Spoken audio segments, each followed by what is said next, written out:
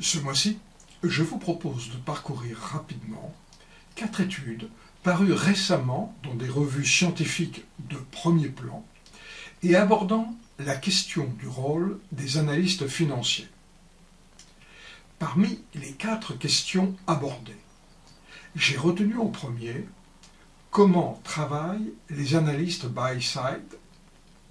Parce que leur production n'est pas publique, ils sont moins étudiés et peu connus dans la littérature scientifique. Aux États-Unis, les investisseurs institutionnels détenaient 5% de la bourse en 1945. Ils en détenaient 67% en 2010. Aussi, est-il intéressant de comprendre comment travaillent ces analystes internes qui les recommandent directement dans leurs achats. Broad, Cole, Clement et Sharp s'interrogent dans un article publié dans le Journal of Accounting Economics sur les apports de ces analystes dits buy-side. Quelles sources d'informations privilégient-ils et quels sont leurs rapports avec les analystes dits sell-side, dont les recommandations sont par nature destinées à un large usage des clients. Les auteurs ont réalisé un sondage auprès de 4865 analystes buy-side liés à 450 investisseurs institutionnels majeurs, parmi les plus gros détenteurs de titres du Standard & Poor's 100. Un questionnaire comportant 15 questions a été administré électroniquement via qualtrics.com entre septembre et octobre 2013. Le taux de réponse a été de 7,1%, soit 344 questionnaires exploitables provenant de 181 firmes différentes. Les réponses étaient pour l'essentiel sous forme de choix multiples. L'étude a été complétée par une série d'interviews approfondies auprès de 16 analystes. Les résultats de l'enquête sont présentés en grandes catégories. D'abord, 4 questions concernent l'importance des recommandations produites pour ces analystes. Quelle est leur place dans leur rémunération? Quels sont les incitants principaux pour produire des recommandations rémunératrices? Quels sont les éléments les plus utiles pour élaborer des recommandations? Et enfin, quelles sont les méthodes les plus sophistiquées qui sont utilisées avec succès? Ensuite, 3 questions concernent les interactions avec les analystes sell-side. Quels services procurent ces derniers aux analystes buy-side? À quel rythme ont-ils les communications privées directes? Et enfin, quels sont les attributs des analystes sell-side les plus utiles? Expérience, proximité avec le management des firmes suivies, indépendance des bureaux, label All-Star, etc. Enfin, le questionnaire permet d'aborder 2 types de sujets complémentaires.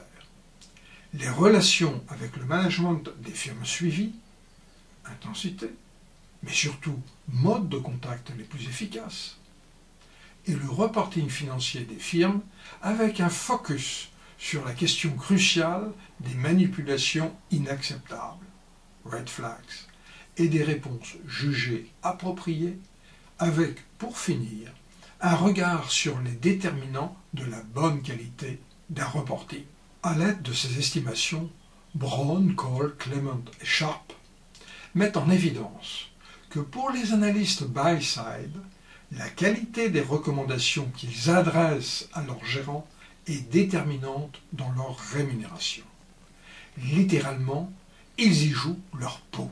La tâche est d'autant plus difficile pour eux qu'ils suivent beaucoup de titres, souvent entre 25 et 50, et voire plus, alors qu'un analyste sell-side n'en suit qu'une petite dizaine. Ceci étant, il n'accorde aucune importance aux recommandations fournies par les analystes sell-side. Mais ils apprécient chez eux leur connaissance du secteur et leur accès à des bases de données souvent très onéreuses.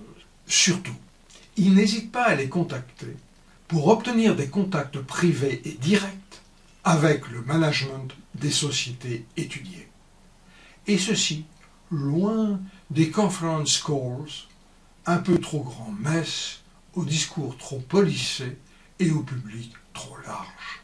Plus surprenant, les analystes apprécient les documents obligatoires dits 10K ou 10Q qu'ils aiment travailler et approfondir à leur guise.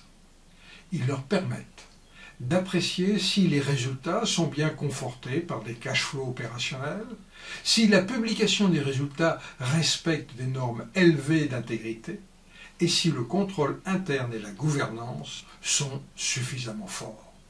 Au total, les analystes buy-side sont à la recherche de tout ce qui n'est pas public. Ils sont peu obsédés par les mouvements de cours à court terme et sont à la quête de performance à long terme. C'est pourquoi, par exemple, ils délaissent les jugements des analystes all-star, parce que tout ce qu'ils disent se retrouve instantanément reflété dans le cours. Paradoxal, n'est-ce pas?